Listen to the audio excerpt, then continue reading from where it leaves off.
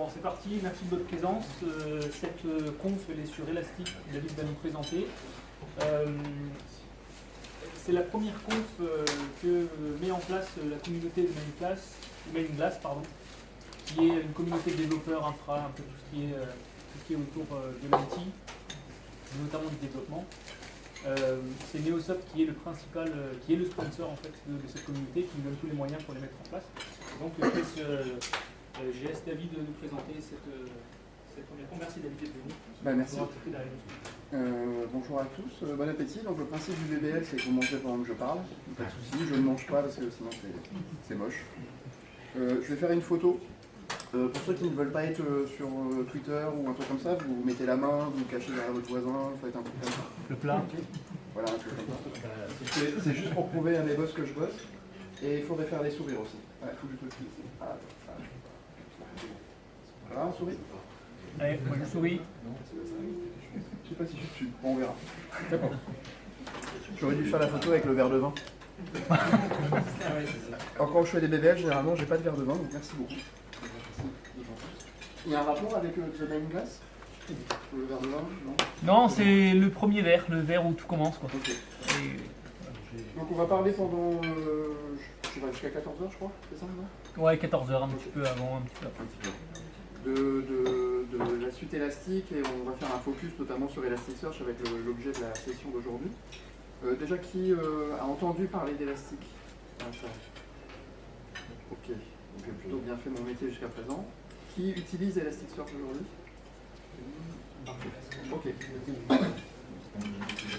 Alors je m'appelle David Pilato, je suis depuis 2013, donc je viens de fêter mes 7 ans chez Elastic. J'ai été recruté en tant que développeur et maintenant je suis évangéliste en fait. Donc je fais des conférences officiellement. Avant je le faisais mais pas officiellement, maintenant c'est complètement mon métier. Avant ça j'ai travaillé pendant 8 ans pour la douane française. Et c'est là où j'ai découvert Elasticsearch et que je l'ai mis en place à la douane. Et je vous parlerai tout à l'heure de quelques cas d'utilisation qu'on a eu là-bas. Et voilà. J'anime la communauté francophone autour d'Elastic, donc le compte Twitter à suivre, c'est ElasticFR si vous voulez être au courant de ce qui se passe au niveau de la communauté. Voilà, pour peu d'informations sur moi. Alors chez Elastic, on édite une suite logicielle qu'on appelle la suite Elastic, ou Elastic Stack en anglais. Elle est composée de plusieurs éléments. L'élément principal, c'est Elasticsearch, c'est le cœur de la stack, et c'est ce qu'on va voir pendant la session aujourd'hui. Donc c'est un moteur d'indexation et de recherche. On démarre le moteur de recherche, il démarre avec une interface HTTP REST JSON. On envoie des documents au format JSON dans Elasticsearch, ils sont indexés et on est capable de les chercher en temps quasi réel, quel que soit le volume. Vous pouvez avoir des pétaoctets de données si vous voulez. Enfin, c'est très scalable. Mais ça, on va vraiment en parler pendant la session. Au-dessus de tout ça, on a Kibana. Kibana, c'est une interface graphique qui permet de se connecter à Elasticsearch et d'exécuter des requêtes. Il y a plein d'outils dans Kibana. Je vais me servir d'un principalement, qui est la console de développeur, qui est pratique pour passer des requêtes dans Elasticsearch. Et puis on fera aussi quelques petites visualisations et vous allez voir un peu ce qu'on peut faire avec Kibana. C'est aussi c'est maintenant notre interface pour tous les produits élastiques qu'on va pouvoir sortir. Donc on a des applications dédiées en fonction des use cases et de plus en plus vont aller dans Kibana. Au-dessus, donc ça on va le voir aussi dans la session. C'est les deux couches qu'on va voir dans la session. En dessous de tout ça, on a une couche d'ingestion composée de plusieurs éléments. Bits. Alors bits, ce sont des agents, ils sont écrits en Go, ils prennent assez peu de place en mémoire, peu de ressources, et leur but c'est de collecter de la donnée. Collecter de la donnée sur des machines, alors plutôt d'un point de vue de la donnée plutôt infrastructure, Ops. Donc par exemple, collecter des logs avec FileBit, on va faire du streaming des fichiers de logs vers Elasticsearch, ça va être indexé dans Elasticsearch et il y aura des fonctionnalités dans Kibana pour visualiser les logs qui ont été indexés. Donc avec ça, vous pourrez faire par exemple un tail-f, imaginez un tail-f, vous avez 100 serveurs, faites un tail-f en permanence sur les 100 serveurs à la fois et vous allez voir tous les logs s'accumuler là-dedans. Donc ça c'est FileBit. Vous avez MetricBit qui va collecter des métriques applicatives, des métriques système sur la plateforme. Et pareil, indexé dans Elasticsearch, visualisé dans Kibana. Qu'est-ce qu'il y a d'autre? Il y a PacketBit. PacketBit, il se met à l'écoute de la carte réseau. Et il va faire une sorte de Wireshark sur la carte réseau, décortiquer tous les protocoles qu'il voit passer, indexer ça dans Elasticsearch et vous allez pouvoir visualiser vos appels HTTP, vos appels DNS, pareil dans Kibana. Qu'est-ce qu'on a d'autre? AuditBit, c'est ce qui concerne les audits de sécurité dans le monde Linux. Donc, pour ceux qui connaissent AuditD, c'est une sorte d'audit, une surcouche à AuditD en fait, qui permet d'obtenir pas mal d'informations sur des tentatives d'intrusion, des modifications de fichiers, plein de trucs comme ça sur le web. Bref, la galaxie des composants bits, c'est très riche. Il y a pas mal de composants, y compris fait par la communauté. Ensuite, on a Logstash. Logstash, c'est un ETL. Donc, son but, c'est de faire de l'enrichissement, de la transformation depuis une source. Donc, ça lit depuis une source, ça transforme à la volée, ça génère du document JSON, ça envoie vers Elasticsearch ou vers d'autres destinations. Donc, c'est le but de l'ETL. C'est très très flexible, beaucoup plus flexible que les enrichissements qu'on pourrait faire dans Elasticsearch qui sont limités à ce que peut faire Elasticsearch. Là, Logstash est vraiment très très flexible pour ça. Et ensuite, on a APM pour ceux qui veulent faire de l'application performance monitoring, savoir comment leur code est exécuté en production. Vous démarrez votre application avec un petit agent. Si vous faites du Java, vous démarrez avec l'agent Java APM. Votre code va être instrumenté et régulièrement, ça va être envoyé vers un serveur APM, indexé dans Elasticsearch, et vous avez une application APM qui vous permet de voir où sont les lenteurs dans votre code, à partir de tel endpoint HTTP, si vous faites du microservice, vers quelle base de données je suis allé, et puis ensuite quel est l'appel SQL qui a été lent en fait, donc tout ça va être tracé automatiquement. Précision, parce que je ne l'ai pas encore dit, à chaque fois que je vais vous parler de quelque chose, considérez que c'est gratuit.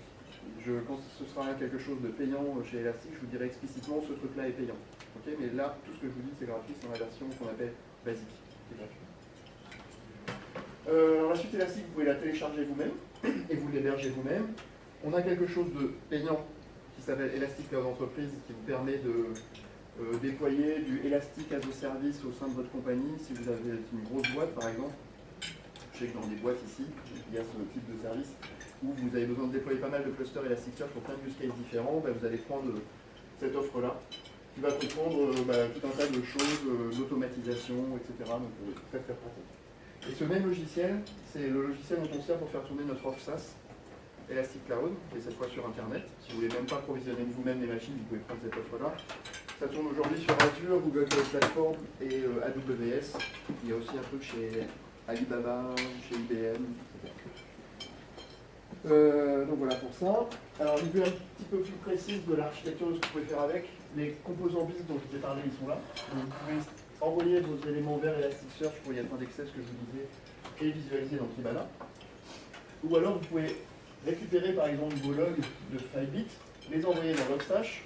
Logstash, comme c'est un ETL, faire un appel SQL par exemple pour faire enrichir la donnée. Sur votre log, vous avez un ID d'utilisateur, vous voulez avoir quel est le nom de l'utilisateur, etc. Vous pouvez faire un lookup dans la base de données, récupérer l'information enrichie et puis ensuite indexer toute l'information complète dans Elasticsearch par exemple.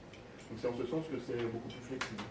Vous pouvez aussi envoyer dans des queues de messagerie asynchrone, depuis Filebit par exemple, envoyer vos éléments dans Kafka ou Redis, les consommer par Logstash ou par autre chose, comme vous voulez. Et pour consommer aussi Elasticsearch, vous n'êtes pas obligé d'utiliser Kibana, vous pouvez aussi intégrer ça dans vos propres applications. Donc on a des clients pour un petit peu tous les langages, ou directement depuis votre React ou que sais-je encore dans le browser. Alors on a plusieurs versions. Celle dont je vais vous parler aujourd'hui, c'est celle-là, l'offre basique, donc qui est gratuite, ce que je vous disais, et qui le restera toujours. Il y a des gens qui sont un peu paniqués en se disant ouais mais un jour vous allez rendre payant une fonction. Non, c'est toujours l'inverse. Il y a des fonctions payantes qu'on rend gratuites, mais on ne fait jamais l'inverse et on a un engagement très clair là-dessus. Donc c'est la version basique apporte des fonctionnalités supplémentaires par rapport à la version qu'on appelle open source. Pour autant, tout notre code, qu'il soit basique, qu'il soit Gold ou Platinum, tout est ouvert. Le code est ouvert, le code est disponible. Vous pouvez faire des contributions dessus, etc. Mais c'est sous une licence élastique. Vous avez des souscriptions possibles qui apportent du support, notamment, et puis des fonctionnalités supplémentaires. Si vous voulez faire de l'alerting, du reporting, des outils de management un peu plus poussés que ce qu'on trouve dans Basic, ou si vous voulez faire du machine learning, de la réplication intercluster, etc., ben ça c'est dans l'offre Platinum, qui est compris dans l'offre Elastic Cloud Entreprise dont j'ai parlé tout à l'heure. Hop, vite fait. Donc on donne des formations, ça c'est notre business model basé là-dessus, on donne des formations, on fait passer des certifications, on a du consulting, et en parlant des formations, on a des prochaines sessions qui arrivent, du 20 au 23, suivant votre niveau. Faites les deux sessions si vous pouvez. Si vous avez des projets à venir sur Elastic, allez là-bas, ça va vous permettre de gagner énormément de temps pour démarrer votre projet. Vous avez le droit de prendre une photo de ça, si vous voulez. Ne vous faites pas de diffusion sur les réseaux sociaux, s'il vous plaît. J'ai l'autorisation de l'équipe training de partager à chaque fois que je fais un BBL des codes qui vous permettent d'accéder à des ressources de e-learning en ligne sur des use cases de particuliers, donc le login, les métriques, l'APL, etc. Si ça vous intéresse, vous pouvez utiliser ces codes-là qui vous donnent un accès gratuit. Alors, je reste un tout petit peu là-dessus. Faut que je sois sur la photo, mais c'est un peu plus simple.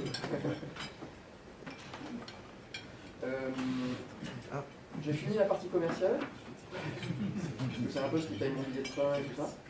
Et donc, on va passer à la partie technique maintenant. Donc, pour tous ceux qui sont arrivés en retard, c'est bien, vous avez raté la partie la plus pénible, en fait, donc c'est bien. Tant pis pour les autres, hein, qui étaient à l'heure. Alors, qui fait de la recherche dans une base de données classique, relationnelle, en SQL, en Oracle, MySQL, PostgreSQL, etc. Avec des selects, étoiles, je crois, des trucs comme ça. Moi j'en ai fait beaucoup des trucs comme ça. Donc je vais vous prendre un exemple pour que vous compreniez les difficultés que j'ai eues typiquement quand j'étais en douane. Là j'ai une table utilisateur avec un champ nom et un champ commentaire. J'insère 4 utilisateurs dans ma base de données. Donc j'ai David Pilato qui est développeur chez Elastic, j'ai Manu Mlaya qui a travaillé avec David à la douane, David Gageot qui est ingénieur chez Google et David que je ne connais pas. Et j'ai un cas d'utilisation assez simple. En fait, j'ai une barre de recherche, je veux que l'utilisateur soit capable de chercher des gens dans mon système d'information. Donc ici, il veut taper David. Donc je fais ma première implémentation. Je fais select étoile from user where name égale ce que l'utilisateur a tapé. Et ça donne. Donc maintenant, la gestion, c'est après le repas, c'est pas pendant. Ça donne quoi? Effectivement, ça donne rien. Bah ouais, pourquoi? Parce qu'on n'a pas matché exactement les trucs. Donc comment on fait pour fixer le problème? On fait live. Ouais, moi aussi, je suis ingénieur, je vois le truc. Ah, live %, David %, ça marche. J'ai les 3 entités. C'est bon, impeccable. Alors j'ai des utilisateurs qui cherchent les deux noms, David Pilato, c'est très bien. Il y en a qui sont un peu pénibles, ils cherchent Pilato David. Ah, ça marche plus. Alors comment on fait là? Il faut que vous pariez fort, hein, parce que deux conditions. On met deux conditions, ouais. On peut découper la chaîne de caractères aux espaces et faire une combinaison de like. Et on peut s'en sortir avec ce truc, avec un AND ou un OR. Ici c'est un AND. Bon, Elasticsearch sera plutôt un OR d'ailleurs. Donc c'est une possibilité, ouais, ça marche. J'ai un use case où j'ai un champ commentaire aussi. J'aimerais bien être capable de chercher dans mon champ commentaire. Donc je peux chercher dans le champ nom et dans le champ commentaire la même chose que l'utilisateur a saisi, la David. Je peux chercher dans les deux avec un ou dans les deux champs. Et ça me donne mes résultats, donc ça marche, tout fonctionne bien. Mais j'ai un problème. J'ai même deux problèmes. Parce qu'il y a des trucs qui vous choquent dans les résultats. Je cherche David. Le premier truc qui me choque, éventuellement, c'est que je trouve Malou Mlaya. Alors c'est normal que je le trouve puisqu'il est dans le champ commentaire. Ce qui me choque, c'est pas que je le trouve, c'est la position à laquelle il est. C'est-à-dire qu'il est en deuxième position, alors que j'ai l'impression que dans nos calculations, le nom, ça a quand même plus d'importance que le commentaire. Là, qu'est-ce qu'il fait? Il me restitue les éléments dans lesquels je les ai insérés, donc il me les donne dans cet endroit-là, c'est le deuxième. Pire que ça, donc le deuxième anomalie que j'ai j'ai l'impression que la personne que je cherche, c'est vraiment David. C'est vraiment le gars que je cherche. Donc celui-là, je devrais le trouver en haut de ma liste. Et là, il est en quatrième position. Alors c'est pas très grave, hein, j'ai que 4 éléments. Donc on peut encore s'en sortir, mais qu'est-ce qui se passe si j'ai des millions d'éléments? Comment je vais faire pour arriver à trouver la bonne information? Il va falloir que je fasse page suivante, page suivante, page suivante, page suivante, page suivante pour trouver sur David que j'ai pas de bol, j'ai inséré à la millionième position, et donc c'est pas très bon. Quand vous utilisez Google ou Compte, combien d'entre vous vont à la page numéro 10 des résultats de recherche? Voilà, à la page 10. Bon, allez, je réalise 3, page 3. Quand on entend, ça arrive. La page 2 éventuellement. Généralement, ce qu'on espère, c'est qu'en haut de la page 1, j'ai le résultat le plus pertinent pour moi. Dans l'idéal, on n'aurait même pas besoin d'afficher des résultats, on devrait directement ouvrir les pages. Mais bon, on n'est pas là. On a quand même besoin d'un œil humain à tout ça. Mais et ça serait l'idée. Et la fonction d'un moteur de recherche, c'est typiquement de donner de la pertinence en fait, aux informations qui sont restituées à l'utilisateur, de façon à ce qu'il n'ait pas à se balader dans les résultats, et qu'on lui donne les éléments les plus pertinents d'abord. Alors j'ai une autre qualification, j'ai des fautes de frappe. L'utilisateur, ils mettent des moves, ils tapent comme ça, David. Alors comment on résout ce problème? On peut le résoudre d'abord? Oui, et puis correction automatique. Avec correction automatique, c'est-à-dire? Comment c'est ça? Un dictionnaire. Ouais. Complétion dictionnaire, ouais. Okay. Moi j'ai trouvé une solution, vous serez beau. J'essaye toutes les combinaisons possibles. Je fais une faute de frappe, j'essaye tous les caractères possibles. Alors ça fonctionne. J'ai testé, ça fonctionne. Il y a seulement un petit souci, c'est que là on est en train de faire pas mal de live %. Et à un moment, dans le système d'information, en tout cas moi c'est ce que j'ai constaté en OM, quand vous faites beaucoup d'insertions et que vous avez un volume très important de données, faire des live %, ça devient plus possible. Donc en douane, je travaillais sur un projet qui était la gestion des déclarations d'importation et d'exportation de marchandises, et j'avais mis un petit moteur de recherche à la Google, là comme ça, avec la barre, dans les données douanières. C'est juste des références douanières ou des références d'opérateurs, pas grand chose, pas des champs commentaires. 300 000 déclarations en douane, ça allait à peu près, 5-6 secondes de temps de réponse, ma base Oracle arrivait à fournir à peu près. Quand on a passé le million de déclarations en douane, j'ai été obligé d'enlever la fonctionnalité et de remplacer par un égal et plus un like %. Parce que ma base, elle était tellement monopolisée à faire de la recherche que j'avais même plus inséré de la nouvelle donnée dans mon système. Donc on enlève ça et on va faire du égal. Alors quand on a des fonctionnalités de recherche couvertes par des bases de données, généralement on finit par fabriquer des interfaces de recherche qui ressemblent à ça. Est-ce que vous faites ce genre d'interface? Moi j'en ai fait plein des trucs comme ça. Alors je parle pas de la CSS qui est moche, ça c'est pas le souci. Moi, le souci que j'ai avec ce type d'interface, c'est que là l'utilisateur, il arrive, il faut qu'il se pose une question. L'informaticien, il a rangé la donnée où? Dans cette case, dans cette case, dans cette case, dans cette case. Il faut qu'il se pose une question avant de chercher. Moi j'aime bien l'idée où le gars, ou la personne, la dame, il cherche simplement, il rentre une donnée à l'intérieur et paf, on va trouver. Et on va mettre éventuellement du poids sur des champs. Peut-être que si je cherche, si ça match sur le champ keywords, peut-être que ça a plus de poids que sur d'autres champs. Donc je vais pouvoir éventuellement booster les résultats. Donc pour moi c'est ça l'idée d'un moteur de recherche, c'est d'arrêter de fabriquer des interfaces qui ressemblent à ça. Si vous pouvez, des fois c'est une bataille avec la maîtrise d'ouvrage. En douane, j'ai pas gagné.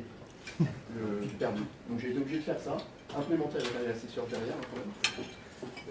Mais ceci dit, j'ai un peu truandé parce que j'ai fait les deux en fait. J'ai fait recherche à la Google de base et puis recherche avancée qui allait là-dessus.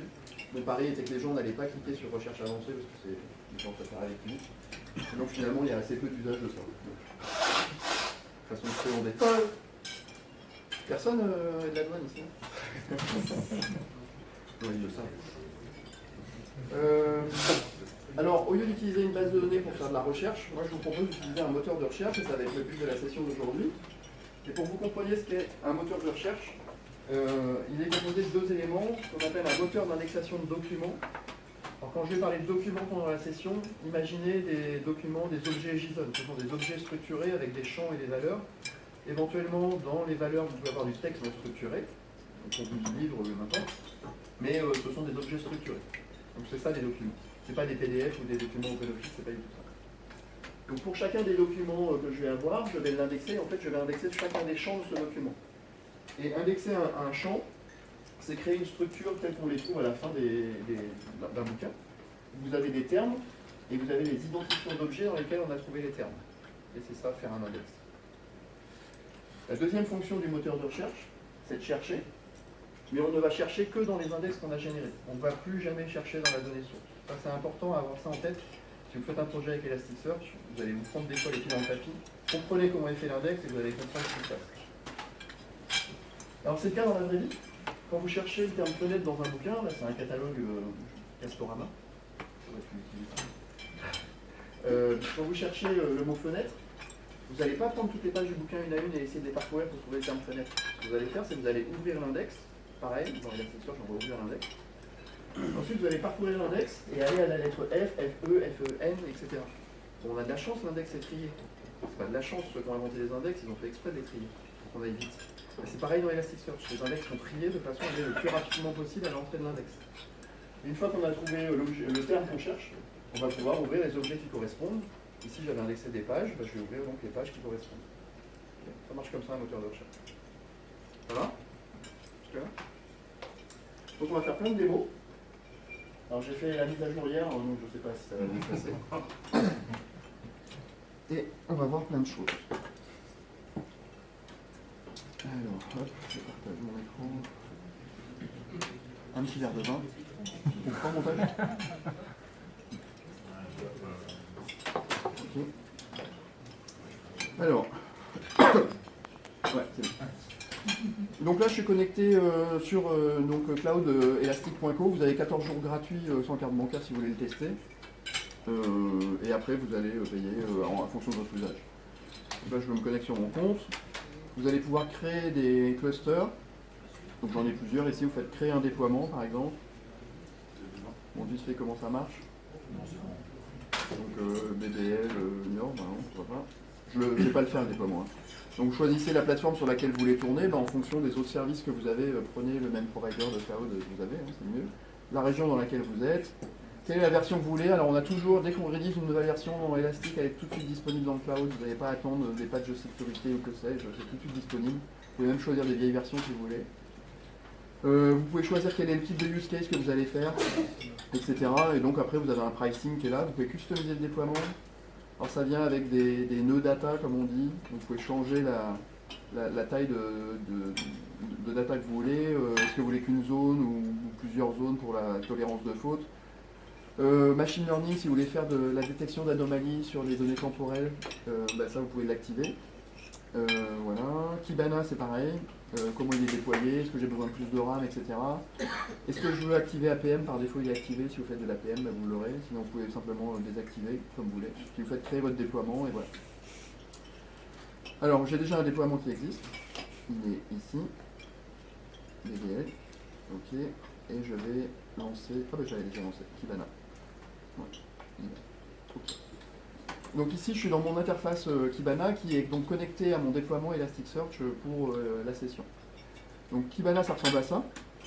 Vous êtes accueilli au début. Si par exemple, tout à l'heure je vous ai parlé de faire des logs, si vous voulez faire des logs, vous avez des assistants ici. Je dis voilà je veux rajouter des logs pour, je ne sais pas, on va mettre MySQL par exemple. Je clique ici. Et il vous donne la procédure, voilà ce qu'il faut, il faut télécharger FileBit, il faut éditer la configuration. Enfin, vous suivez simplement le tutoriel et hop, tout va être envoyé ensuite directement dans le cloud. Et vous allez pouvoir vérifier. Il y a aussi des petits, si vous voulez jouer avec, il y a aussi des samples ici, des datasets d'exemples pour jouer avec tout ce que je vais vous montrer, etc. Bon, je vous passe le détail. À gauche, là, vous avez toutes les applications dont je vous ai parlé tout à l'heure. Enfin, je ne vous ai pas parlé en détail des applications, mais je vous ai dit qu'il y avait plein d'applications. Je vais parler du tail-ref sur les logs, typiquement c'est dans l'application log que vous allez faire. Ça, métrique, ça va être pour tout ce qui est, vous avez des conteneurs Docker ou Kubernetes et vous voulez avoir une vue de tous vos pods avec les métriques par pod, etc. ou globalisé. Tout ça, vous allez le voir là-dedans. L'APM, c'est ici. Tout ce qui est relatif à la sécurité, vous allez le retrouver dans SIEM, etc. Okay, c'est là-dedans. Moi, ce que je vais faire là, c'est du DevTools. DevTools me permet donc de passer des requêtes dans Elasticsearch sans avoir à faire tout le cérémonial curl qui est un petit peu pénible à faire parfois. Donc ça va me permettre de faire par exemple ici un get slash donc sur le serveur HTTP et d'avoir ma réponse. J'ai bien ma version 7.5.2 qui tourne. Donc on va commencer à jouer avec Elasticsearch et on va commencer par indexer des documents. Donc la première chose que je vais faire, c'est cette requête ici, vous voyez. Je vais faire dans un index qui s'appelle ville, alors qui n'existe pas aujourd'hui. Hein. Si je fais il y a une API qui s'appelle cat indices ville, j'essaye ça. Même bien l'index n'existe pas, donc j'ai rien pour l'instant. Okay. Donc la première commande que je vais passer, c'est ça, je veux t'indexer un document. Voici le contenu de ce document, c'est un document JSON, j'ai un champ message, et je veux indexer les termes. Ici c'est Cergy, je viens de Cergy, c'est pour ça. En fait je viens de La Rochelle à l'origine, donc ne me jetez pas les pierres, okay, j'habite à Cergy, c'est tout. Donc, voici mon index s'appelle ville. Ce deuxième champ, oubliez-le, c'est quelque chose qui va disparaître dans la version suivante. C'est la notion de type. Avant, on pouvait mettre plusieurs types dans le même index. Maintenant, c'est fini. Ce truc-là, il n'y a plus qu'un seul type par index. Donc, mettez underscore doc systématiquement. Et ça, c'est l'ID du document que je veux donner. Donc, ce document-là, c'est où je veux lui donner cet identifiant. Si c'était des pages que j'avais indexées à la fin d'un livre, ça serait sans doute le numéro de la page ici que je mettrais. Donc, qu'est-ce qu'il va me faire? Il va me faire plusieurs choses quand j'exécute cette requête. Donc, il me l'a fait. Il a fait plusieurs choses. La première chose qu'il a fait, il a créé un index qui s'appelle ville. Il n'y avait pas d'index qui existait, donc il a fallu qu'il le crée. La deuxième chose qu'il a faite, il s'est dit, tu me parles d'un champ qui s'appelle message, je ne sais pas du tout ce que c'est que ce truc-là, il faut sans doute que je crée une structure pour ce champ-là. Donc c'est comme s'il avait fait un create table avec le champ message à l'intérieur. Et il a dit, a priori c'est une chaîne de caractères que tu me passes, je vais te proposer des trucs par défaut. Et la troisième chose qu'il a faite, c'est indexer proprement dit ce document. C'est-à-dire que pour le champ message, il a fait un petit peu de transformation de texte. Ça, on verra vers la fin de la session comment ça marche ce truc-là. Ouais, tout à l'heure. Ouais, un petit peu plus tôt d'ailleurs. Je vais vous en parler tout à l'heure. Donc il a fait un peu de transformation de texte et il a indexé en fait les différents termes. Vous vous rappelez dans le bouquin, dans l'index du bouquin tout à l'heure, il y avait le terme fenêtre. Or j'avais indexé toute une page. Et c'est pas le contenu de la page que j'ai mis dans l'index, j'ai découpé aux espaces et j'ai juste indexé des termes. Là en fait j'ai fait la même chose. J'ai probablement indexé ici, j'ai probablement indexé C et probablement indexé Sergi. Dans l'ordre ça doit être C, Sergi et ici qui a dû être entré dans l'index, relié au document dont l'ID est Sergi. Donc j'ai 3 entrées dans mon index. Et il a fait une dernière chose, il a stocké dans un champ particulier qui s'appelle underscore source le contenu de ce document JSON, le stock tel que. Ça me permet de faire quoi ça? Un get by ID, donc j'ai l'index, le type, l'ID, je fais ça. Donc il est capable d'aller rechercher le document et de me restituer le champ underscore source que j'avais envoyé. Donc je revois mon document.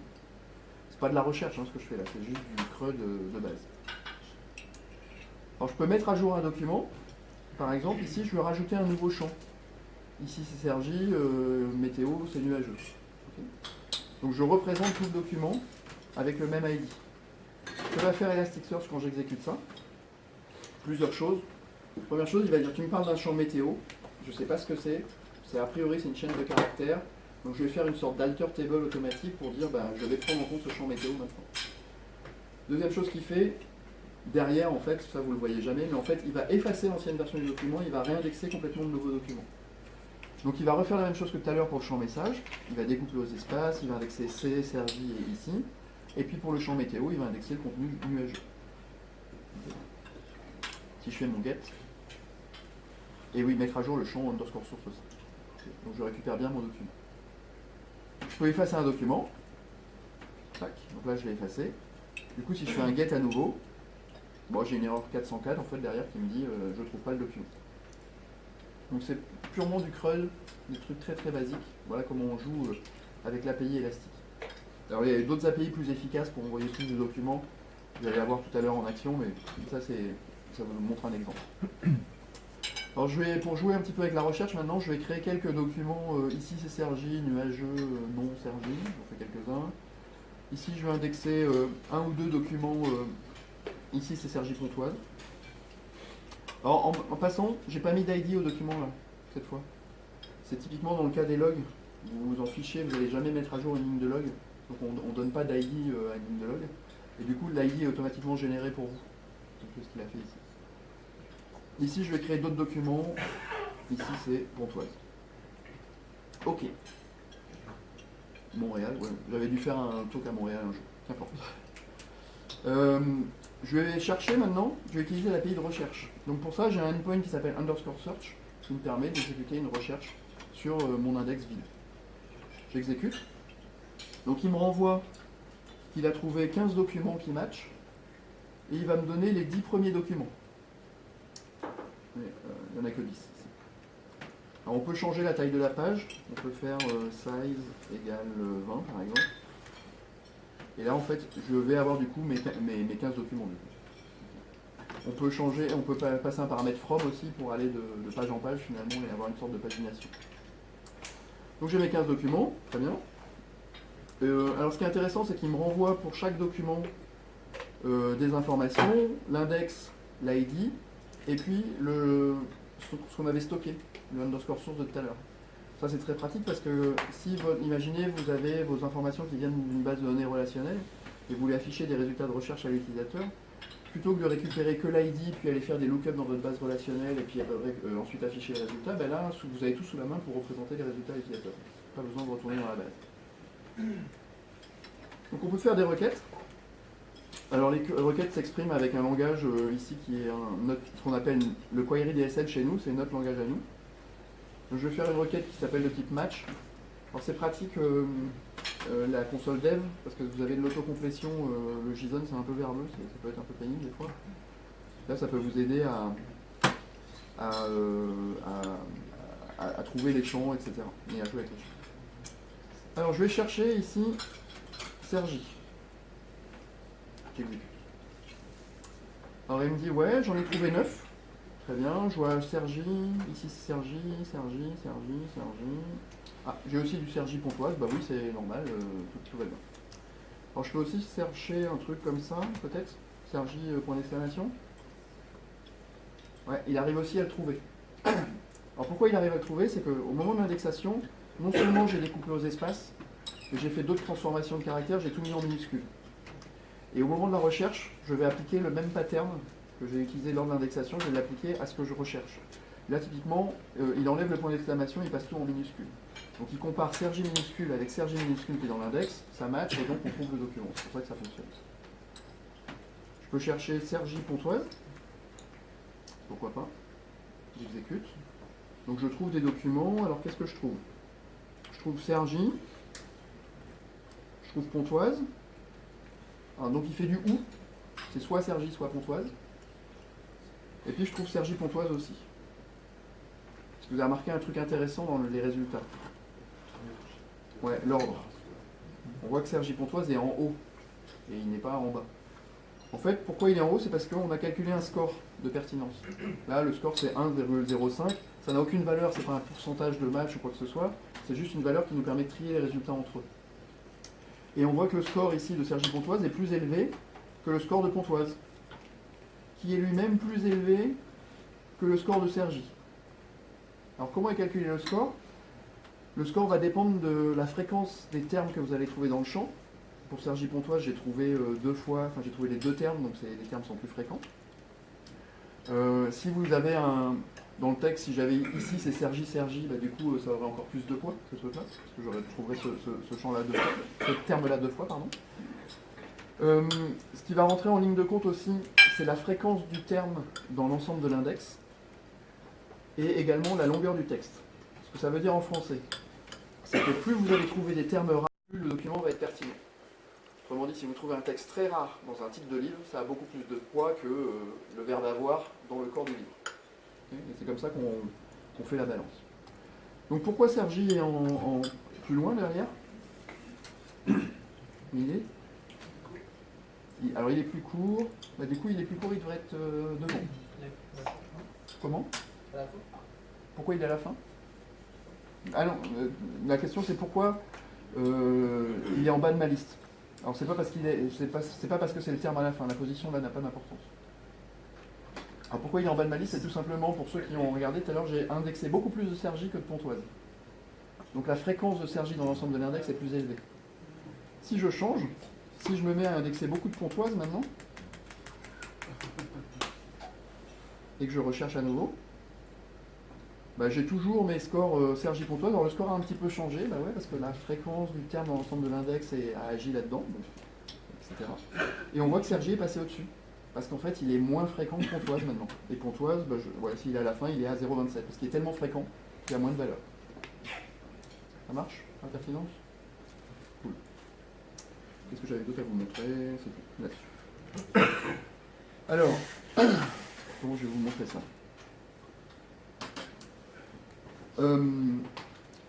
Dans Elasticsearch, on peut chercher des documents, mais on est capable aussi de calculer des agrégations sur les résultats. C'est-à-dire, j'ai un certain volume en résultats, j'ai 1 million de documents qui reviennent, et j'aimerais bien calculer la distribution de ces résultats par échelle temporelle, donc avoir un document par jour, par exemple, quel est le nombre de documents par jour, par chaîne de caractères, comment on les regroupe sur une chaîne de caractères, etc. Ça, c'est ce qui s'appelle les agrégations. Et pour vous montrer ça, je vais indexer dans un index qui s'appelle personne des documents. Donc là, pour l'instant, l'index n'existe pas, j'ai aucun document qui existe. Je vais indexer un certain volume pour pouvoir jouer avec mon index.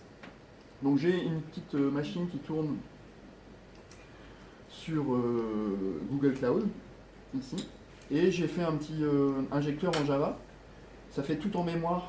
Je ne vais pas chercher dans une base de données des informations, aller faire des lookups, etc. Donc je génère tout en mémoire et je vais flusher vers Elasticsearch des entités. Ces entités, ça va être des personnes physiques que je vais générer aléatoirement. Je vais vous en montrer un exemple tout de suite. Et je vais en générer 1 million par paquet de 10 000. Tous les 10 000, je vais faire un flush vers Elasticsearch. C'est l'API qu'on appelle bulk. Si vous voulez insérer beaucoup de données dans Elasticsearch, j'utilise l'API bulk. C'est ce qu'il faut vraiment utiliser, c'est le plus rapide. Donc je lance mon injecteur. Il se connecte à mon cluster. Voilà un exemple de personne qui a été générée. Donc là, Zakaria Kenzo, qui est né en 1956, c'est un homme, il a un enfant. Ça, c'est des petits compteurs marketing. Et puis, j'ai cette adresse qui est générée, j'ai le pays, la ville et des coordonnées géographiques, latitude, longitude, qui vont me permettre de localiser la personne sur une carte. Et j'en génère 1 million comme ça, de façon aléatoire. Donc pendant qu'il est en train d'indexer dans mon cluster, je vais pouvoir maintenant exécuter ma recherche qui est ici. Donc je vois que là, j'ai indexé 187 164 documents pour l'instant. Si je rafraîchis, 247 000, etc. Donc ça vient au fil de l'eau, en temps réel, je peux regarder ces documents. Et voici les documents en question qui arrivent. Donc vous voyez différents exemples de personnes. Qui c'est qui? Sarah, c'est une femme. Voilà. Là-dedans, je peux faire de la recherche. Donc comme tout à l'heure, je peux faire une query, match, sur le champ name. Est-ce que par hasard, j'aurai des Joe? Ah, elle me coûte cher la première requête. Ah, ça va mieux.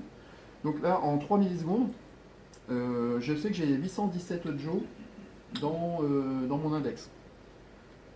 Si je réexécute à nouveau, j'en ai 1009, 1042, 1079. Ok, ça progresse. Alors je peux changer la taille de la page. Au lieu de ramener tous les documents, je vais dire je veux ramener aucun document, je veux juste avoir le nombre de personnes qui matchent. Là j'en ai 1239. Très bien.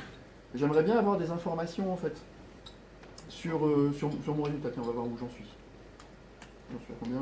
907 000, ouais, je suis bientôt à mon million de documents. Donc à peu près en 2 minutes, là, je pense que je vais avoir réussi à injecter 1 million de documents dans Elasticsearch.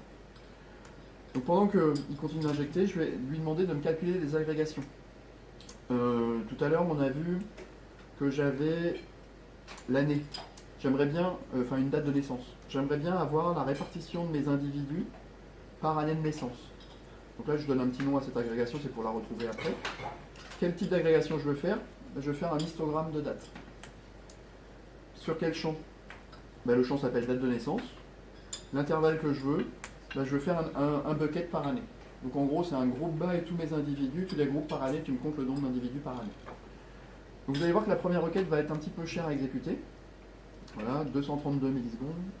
Et en passant, on vous affiche des deprecations, des choses qui vont être modifiées dans la prochaine version. Donc ça vous permet de corriger vos queries. Hop, voilà, c'est mieux. Tiens, j'ai fini d'indexer. Donc sur mon million de documents, en 19 millisecondes, je sais que j'ai en 1940 14 405 individus. En 1941, j'en ai 14 347, etc. etc. Okay. Jusqu'à 2010, non inclus. Okay, donc mon dataset va de 1940 à 2010. Alors je peux faire d'autres agrégations. Où est-ce que je suis? Ici. Je peux en faire une autre. Je peux faire ici une autre que je vais appeler by gender. Pourquoi pas. Je vais faire ce qu'on appelle une terms agrégation sur le champ qui s'appelle gender. Donc en gros, je lui dis groupe-moi mes individus par genre et donne-moi le nombre d'individus par genre. Voilà, en 75 millisecondes, sur mon million de documents, j'ai toujours mes agrégations par année. Et cette fois, j'ai aussi mes agrégations par genre. J'ai 509 000 femmes, 490 000 hommes. Alors ce qui est sympa, c'est qu'à l'intérieur de ce by year ici, je peux aussi rajouter une sous-agrégation. Je vais dire, j'aimerais bien que tu me recalcules ma distribution par genre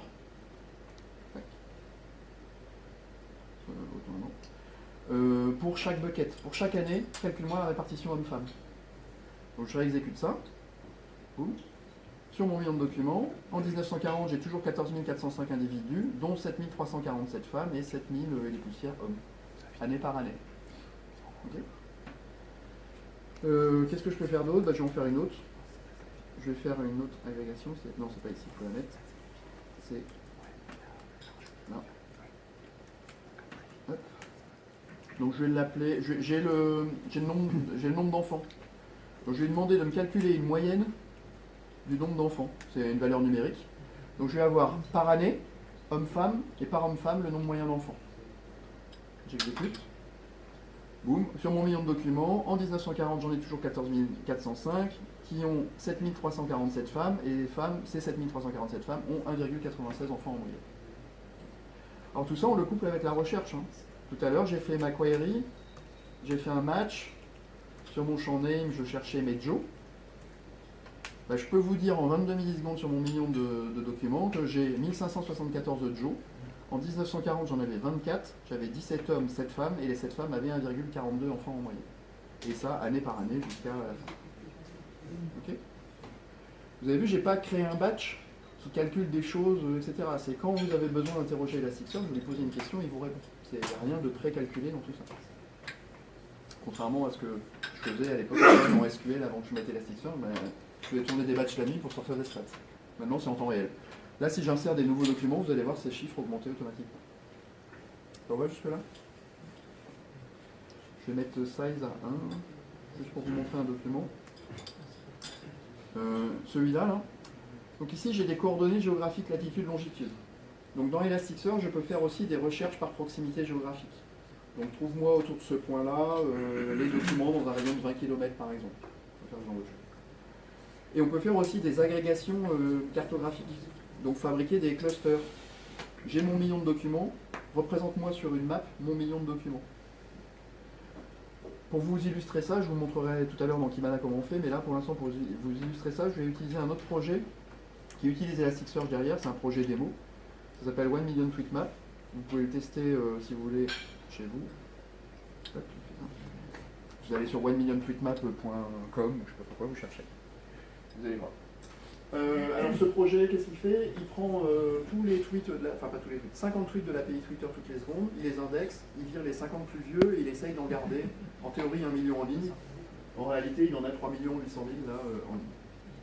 Et ensuite, son but, c'est d'afficher sur une map où sont répartis les tweets. Alors si vous voulez faire ça en SQL, vous allez tirer les 3 millions de tweets depuis la base. Donc déjà, ça vous coûte un petit peu cher en réseau et en temps pour récupérer toutes ces informations. Et puis ensuite, vous allez mettre ça dans la mémoire de votre iPhone, pas sûr que ça tienne, et après faire le rendu des petits drapeaux un par un. Ça risque de vous prendre 5 à 10 minutes si vous arrivez à le faire. Donc là, l'idée, avec les agrégations, c'est ce qu'utilise derrière le système, on fait du geoclustering côté backend. Côté Elasticsearch, toutes les secondes à peu près, ou toutes les 5 secondes, je ne sais pas exactement, on va recalculer les clusters. Vous allez voir les valeurs qui changent à l'intérieur des clusters. Les points rouges, c'est les tweets qui arrivent, et toutes les 5 secondes, on recalcule. Vous avez vu les valeurs qui changent à l'intérieur. Donc côté front, qu'est-ce qui remonte? Simplement en fait le centre du cercle et la valeur à l'intérieur du cercle, c'est-à-dire beaucoup moins de données. Et quand on va zoomer, eh ben on va affiner les clusters. Là, ils sont assez grossiers. Et si je zoome, on va voir que je vais demander des clusters de plus en plus précis. Okay. Et tout le temps en temps réel. Si je cherche des mots-clés, comment il s'appelle le basketteur qui est essayé? Oh tiens, non, je vais chercher Michou. Michou. Voilà. Si je veux chercher des tweets sur Michou, voilà les tweets sur Michou. Alors si je regarde dans le monde entier, je ne sais pas s'il y en a. C'est peut-être plutôt français. Hein. Ah non, il y en a quand même en Angleterre et un ici. Je vais ouvrir. Hop, Michou, pas comment il s'appelle le basketteur là? Comment? Kobe. B, R, Y, A, N, T. Voilà. Donc voilà les tweets qui parlent de cette personne. Donc il y en a pas mal aux US, effectivement, on peut voir. Donc c'est couplé avec le moteur de recherche full text, hein, ce qu'on a vu tout à l'heure. Si je rezoome là-dedans, je recherche ici. Alors je vais chercher Elasticsearch en hashtag. Ah ben j'en ai. Très bien. Donc je vais zoomer. Je vais zoomer. Tiens, il y en a un qui est là. Ah, Tiens, la personne habite Cergy apparemment. Ok, et ça c'est quoi? Ah, c'est la gare de Cergy-le-Haut apparemment.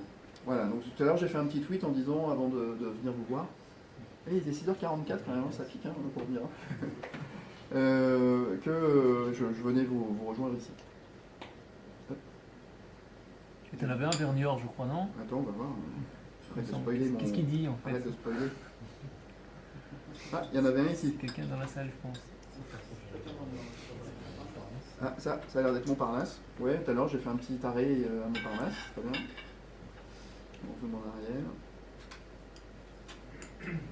Je suis sur ma 4G, hein, donc c'est pas...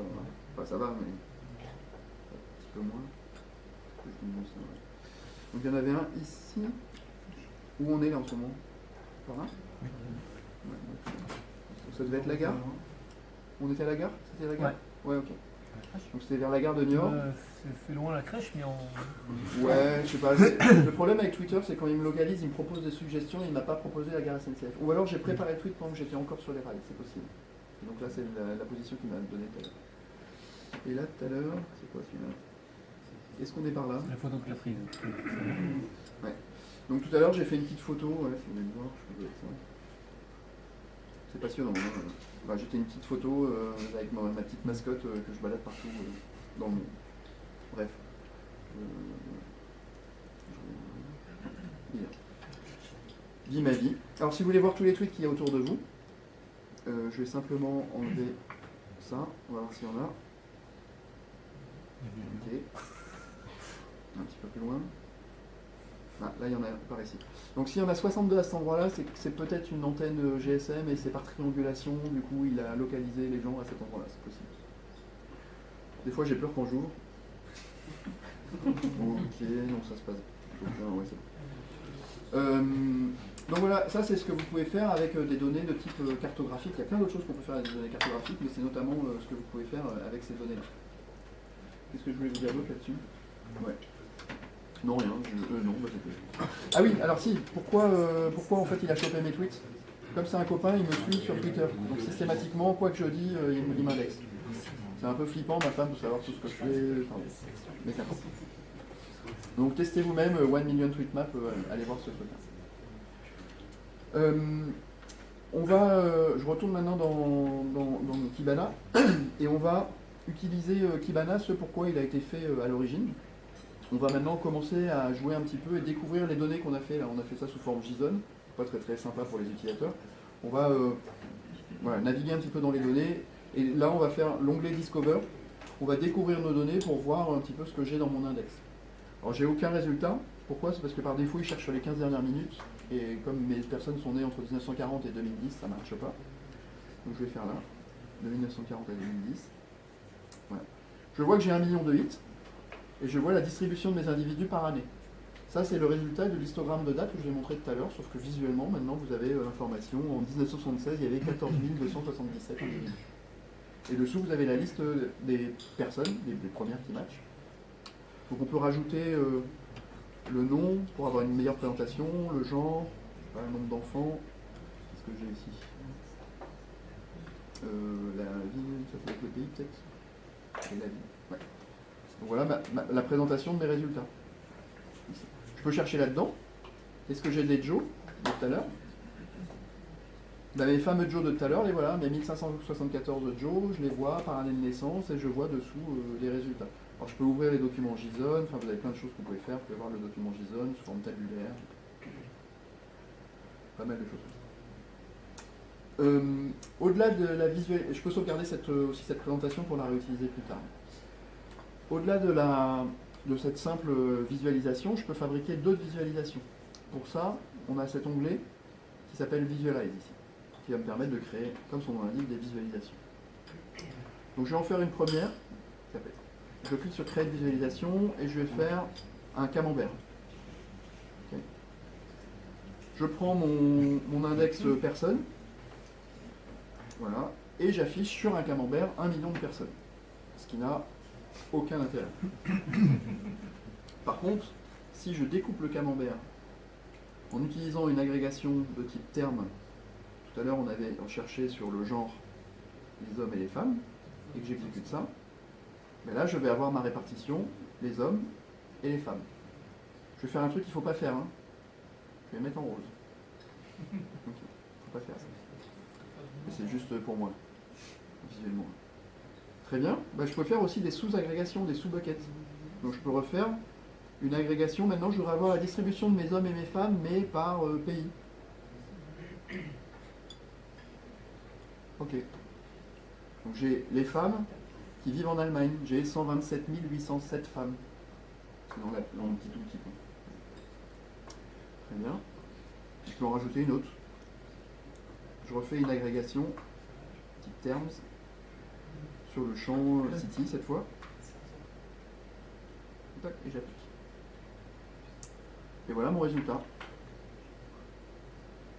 Est-ce qu'il y a un truc qui vous choque dans le résultat?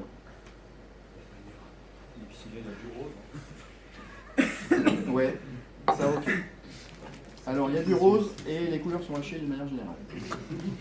Ça je suis d'accord. Moi j'aime pas du tout ces couleurs là, donc le temps que vous réfléchissiez à mon problème, il est plutôt fonctionnel. Je vais changer les couleurs.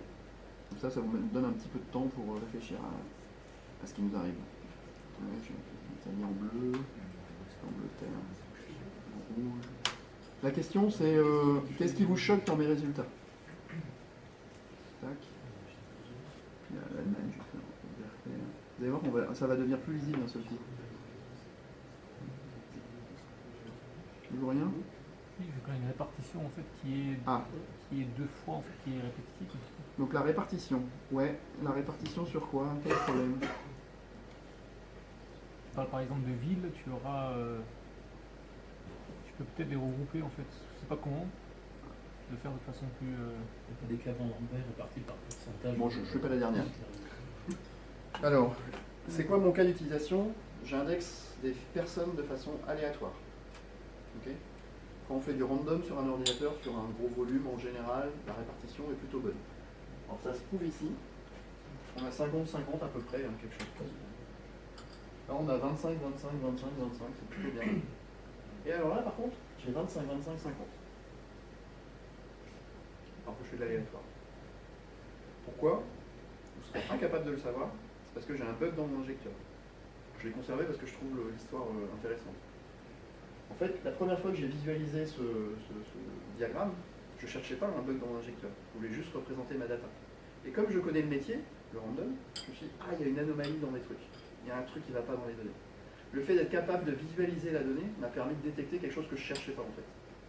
Et ça, c'est vachement fort quand vous donnez des outils de ce type-là, que ce soit Kibana ou un autre outil, mais des outils de visualisation, où les gens vont pouvoir naviguer dans la donnée comme ça en temps réel, parce qu'Elasticsearch nous permet de le faire, et d'interroger, de fabriquer ce type de camembert. Eux, ils connaissent le dataset, les gens du métier, et ils vont dire, ah, il y a une anomalie là-dedans, peut-être qu'il faut que j'aille corriger des trucs, etc. Donc après, il y a quelque chose qui va attirer l'œil. Donc voilà, mon anomalie ici. Alors je peux sauvegarder cette visualisation pour l'utiliser plus tard dans un dashboard. Je peux faire d'autres visualisations. Il y en a une nouvelle qui est sortie. Je vais essayer de jouer avec, mais je ne la connais pas encore très bien. C'est fait pour des non-informaticiens en fait. Ça s'appelle Lens. C'est tout nouveau ce truc-là. Ça va vous permettre de faire du drag and drop. Je ne sais pas ce que ça va donner. Hein. Je ne suis pas encore très bon là-dessus. La 4G, ok. Je vais marquer entre 1940 et 2010. Donc j'ai des champs. Ici, et ce que je peux faire, c'est dropper des champs sur la partie de droite. Donc par exemple, je veux le genre, pourquoi pas.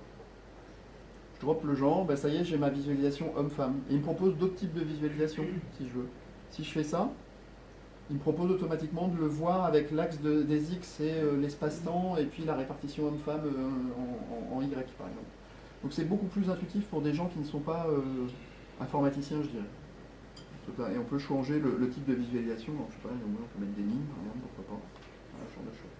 Donc pour ceux qui ont déjà vu Kibana, c'est un peu plus facile à mettre dans les mains de quelqu'un qui sait faire du Excel. Normalement, on va être capable de faire ce genre de choses. Donc je ne sais pas si je peux faire des trucs genre... ouais, je sais pas, je vais essayer de prendre ce champ-là et le dropper ici. Je sais pas ce que ça va donner. Ouais, le nombre minimum des gens qui ont mis marketing. Voilà, bon, ça me donne un certain truc. Là, mon écran n'est pas assez large pour voir ce que c'est. Je ne suis pas sûr que je puisse réduire ce machin. l'impression que je ne peux pas le réduire. Bon, c'est en cours, c'est en version bêta, on travaille dessus, mais en tout cas ça va permettre de simplifier l'accès aux visualisations. Une fois que j'ai créé mes visualisations, je peux faire ce qu'on appelle un dashboard, c'est ici. Je clique sur ce bouton. Et un dashboard, je vais pouvoir en créer un. Et ça consiste en quoi? Un dashboard, ça va me permettre de mettre, pareil, 1940-2010, ça va me permettre de déposer sur le dashboard des visualisations que j'ai faites.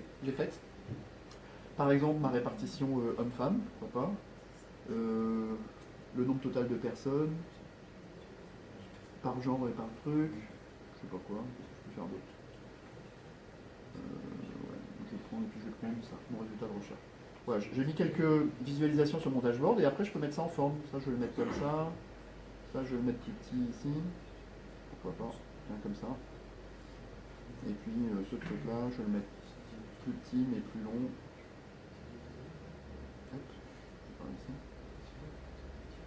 Ouais, celui-là je l'ai foiré, bon, qu'importe, pas grave. En tout cas, vous avez ici votre présentation, la présentation que vous voulez faire, vous déplacez vos widgets comme vous avez envie. Alors j'en ai déjà fait une. Un discount. J'ai déjà ici un dashboard de prêt qui viennent de différentes choses. Alors celle-là par exemple, je l'ai mise à jour hier. Ça vient de Lens que je viens de vous présenter. Donc c'est une visualisation de Lens. Donc qu'est-ce que j'ai ici? J'ai ma répartition homme-femme, ben, c'est mon agrégation de petites termes. Ici j'ai sur l'axe des X la répartition par année. C'est splitté homme-femme, terme d'agrégation dessous, et la taille de la balle, du rond, est en fonction de l'âge moyen des enfants. C'est typiquement l'agrégation un peu compliquée que j'avais faite en JSON tout à l'heure, avec une date histogramme, puis une terms, puis un average. On pourra couper au son? Ouais. Dessous, j'ai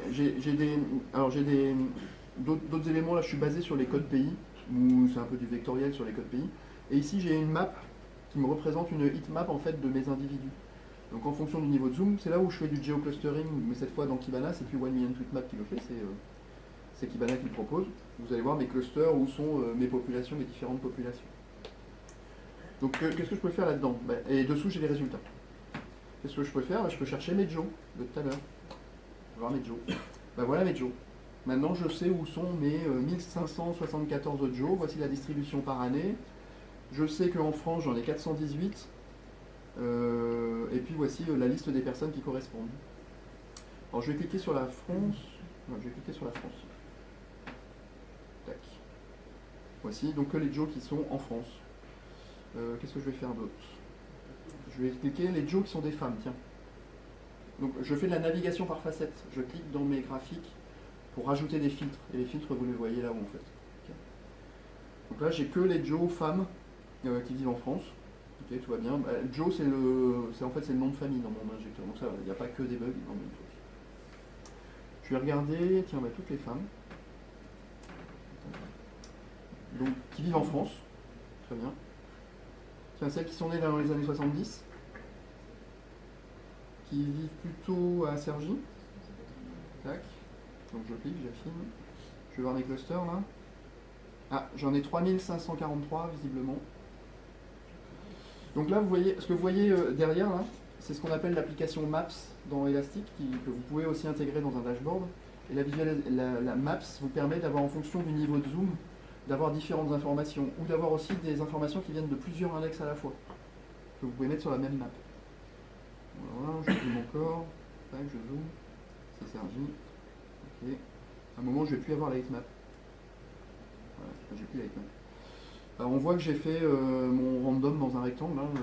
J'ai fait un rectangle, j'ai mis des individus aléatoirement là-dedans. C'est très bien. Ok. Et alors moi j'habite ici. Ok. Et donc là, je vais zoomer un peu. Je peux faire en fait, je peux dessiner une forme géométrique pour dire moi je veux voir que les femmes nées dans les années 70 qui habitent dans mon quartier. Voilà, donc les voilà. Donc j'ai refait mythique, hein, j'ai ma liste des personnes, ou Tinder, qui correspondent. Alors comme ma femme utilise le même service que moi, en fait je vais faire une négation, ouais, exclude. Je vais faire not in shape. Donc je vais faire celle qui habite à Cergy, mais pas les voisines. Tu seras sur YouTube. Hein. Oups, pardon, c'est pas vrai.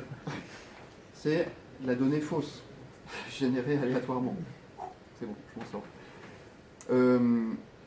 Qu'est-ce que je vais vous dire avec ça oui, et si je zoome encore plus, d'ailleurs en fonction du niveau de zoom, je vais même vous mettre les individus. Vous voyez, là j'ai Nesrine Vladimir, qui est une femme qui a 0 enfant.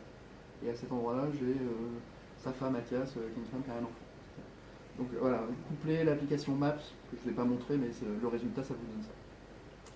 Donc ce que vous pouvez faire avec tout ça, c'est que quand vous avez des questions à poser à Elasticsearch, vous utilisez cet outil-là, et ça vous permet de proposer une interface de recherche assez sympa de vos données, de comprendre comment sont vos données, où elles sont réparties sur le territoire. C'est bon jusque-là? Ok. Alors je vais vous montrer autre chose, si ça fonctionne, on va voir. Un truc qui s'appelle Kibana Canvas. Alors, est-ce que ça va fonctionner? Ouais. Alors un jour j'ai eu une présentation à faire, c'était pour une conférence, et j'ai fait cette présentation, donc voilà, ça c'est mon slide de début. Puis je présentais la stack élastique sur ce que vous avez vu tout à l'heure, voilà qui je suis. Ici je dis, ah bah mon dataset, il y a 1 million de documents, voici les champs qu'il y a à l'intérieur de mon document, etc. Sauf que, ce que vous avez vu, en fait c'est pas vraiment des slides, c'est des slides connectés à Elasticsearch. Et ce qu'on voit en fait, si je reviens en arrière, ici, on voit en bas, j'ai 2 lignes fines. En fait, c'est l'histogramme de date qu'on a vu tout à l'heure, splitté homme-femme, que je montre ici aux utilisateurs. La première couronne, je crois que c'est les pays, et la deuxième couronne, c'est homme-femme. Si par exemple ici, je veux voir, et puis même à droite là, vous avez les personnes en question. Et sur 1 million, combien là, donc toute la barre est remplie en vert. Hein. Si je choisis que les personnes qui habitent en France, maintenant je vois ici que les personnes qui habitent en France, et tout s'est mis à jour en fait. Mes slides se sont mis à jour finalement. Si je veux voir que les femmes, tac, je vois que les femmes qui habitent en France, et je vois maintenant toute mon information.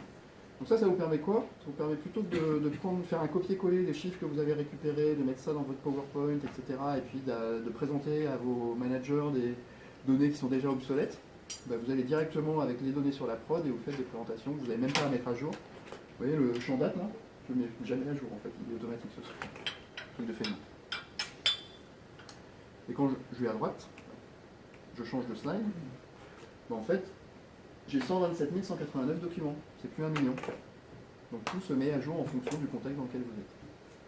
Okay. Donc ça s'appelle Kibana Canvas, utilisez-le, faites-en ce que vous voulez, c'est très très pratique et très joli. Comment ça se fait derrière? Si je change de page, je vais retourner dans celle-là. Si je prends cette couronne-là, vous allez voir Data. En fait, Elastic supporte depuis quelques années le langage SQL, il y a un endpoint SQL qui vous permet de passer des requêtes en SQL donc, et qui font les agrégations qu'on a vu tout à l'heure. Moi je préfère faire tout en langage élastique directement, mais là pour Canvas il faut utiliser le langage SQL. Donc voilà, je fais un select gender, je groupe sur gender et je fais un count et ça nous donne le résultat qu'on voit homme-femme. Bon, on part? Okay. Alors je vais vous montrer autre chose.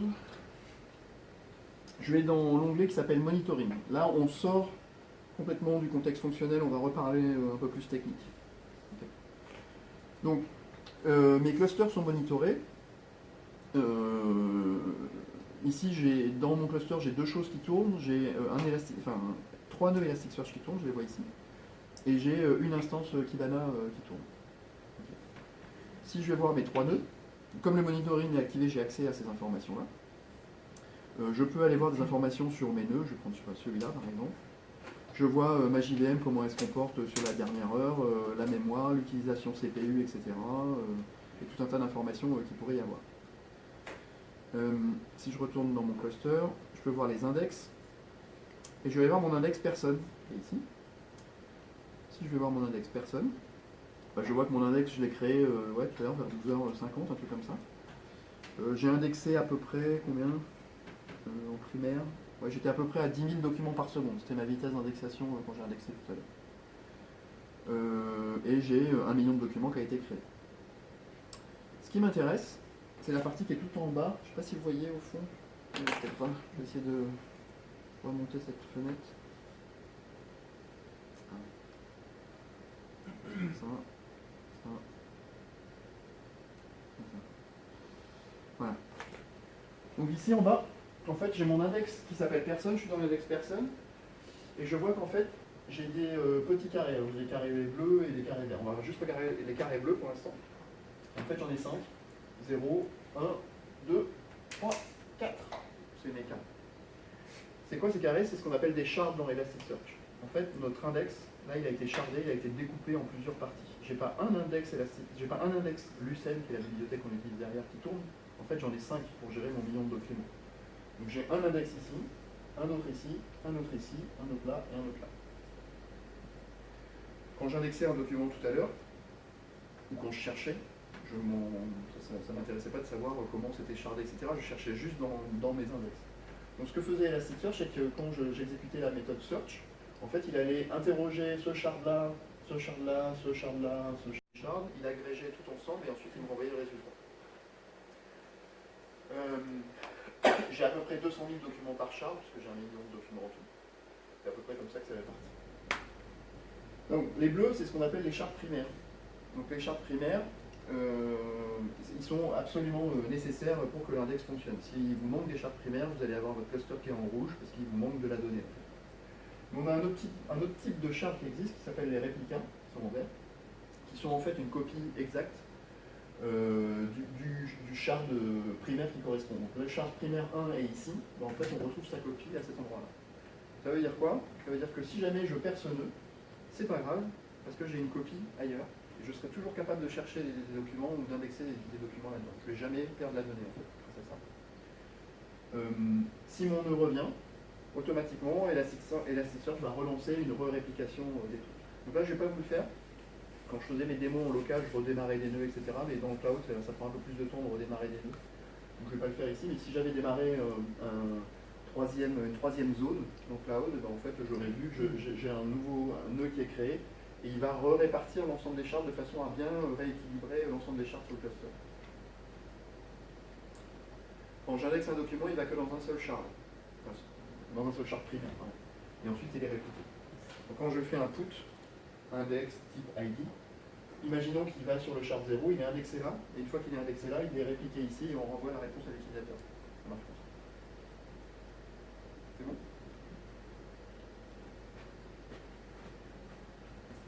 Ouais, c'est pas mal, ok. Bon, on est bien. Alors, on va parler un petit peu, retourner dans le côté un peu fonctionnel. Je voudrais vous parler de l'analyse de texte, avec ce qui se passe dans Elasticsearch quand j'indexe un document. Je vous en ai un petit peu parlé tout à l'heure, ici. Quand j'indexe un document, je vous ai dit qu'il découpe la chaîne de caractères aux espaces et il met tout en minuscule par défaut, c'est ce qu'il fait en fait. Pour ça, il utilise ce qu'on appelle un analyseur et l'analyseur standard qu'il utilise va faire une certaine transformation. Pour voir ce qu'il fait exactement, vous avez cette API qui est hyper pratique qui s'appelle _analyze. Si vous avez du texte à traiter, utilisez cette API, vous allez comprendre ce qui se passe quand vous avez des résultats un peu bizarres. Donc là, je veux indexer cette chaîne de caractères. The quick brown fox jumps over the lazy dog, point d'exclamation. Si j'analyse cette chaîne de caractères, voici les tokens qu'il me fabrique derrière. The, vous voyez, il l'a mis en minuscule. Quick, brown, fox, jumps over the lazy dog. Et il a enlevé le point d'exclamation. Il a tout mis en minuscule, il a enlevé le point d'exclamation. Et ça, c'est ce qui va vraiment indexer. Quand j'indexe cette chaîne de caractères avec cet analyseur, dans l'index inversé, c'est exactement ces tokens-là que je vais retrouver. Si je veux utiliser un autre analyseur, je peux lui dire, utilise l'analyseur anglais par exemple pour cette chaîne de caractères. Ça va avoir quel effet si j'exécute ça? On voit que the, il l'a viré, parce qu'il n'y a aucun intérêt d'indexer un mot tellement courant. Quick, brown, fox, jumps est devenu jump. Il a fait une petite transformation, donc jumping, jumps, c'est devenu jump aussi. Ça va être pratique. Over, the, il l'a viré. Lazy, il a transformé le Y en I. et dog. Alors pourquoi il a fait cette transformation? Parce que si votre utilisateur il tape dans votre moteur de recherche dog jumping, un truc comme ça, bah, jumping va passer par le même analyseur de texte, ça va devenir aussi jump, jump égale jump, ça va matcher, donc je vais trouver mes documents. En plupart, il y a une bibliothèque. Là. Il y a une bibliothèque derrière, oui. C'est la bibliothèque qui est fournie par l'UCL. Voilà.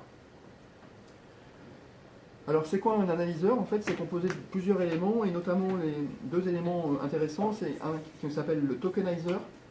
La fonction du tokenizer, c'est de prendre la chaîne de caractères, de découper et de fabriquer des tokens, c'est une fabrique à tokens.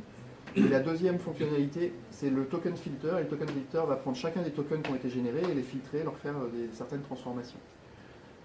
Donc vous pouvez voir ça en action.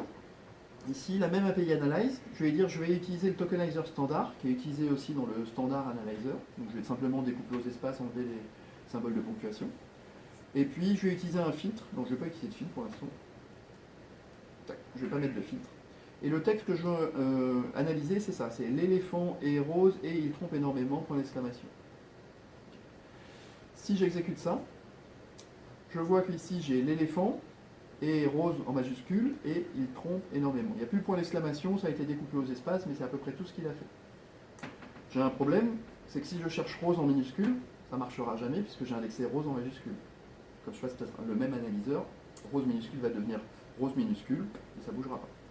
Donc si je mets maintenant un filtre lowercase, pour chacun des tokens, je vois que mon L' là, est devenu petit l, et rose est devenu petit rose aussi. Donc là, je vais être capable de trouver mes éléphants roses, quelle que soit la casse. Et je vais en rajouter, donc j'ai ma feuille pour tricher dessous. Là. Je vais rajouter un autre filtre, qui est un filtre de type stop word, et je vais lui dire tu vas me stopper tous les mots courants de la langue française. Donc ce dictionnaire-là est fourni par l'UCL aussi, il s'appelle underscore French underscore. Si j'exécute ça, le et de et rose et il ont été dégagés.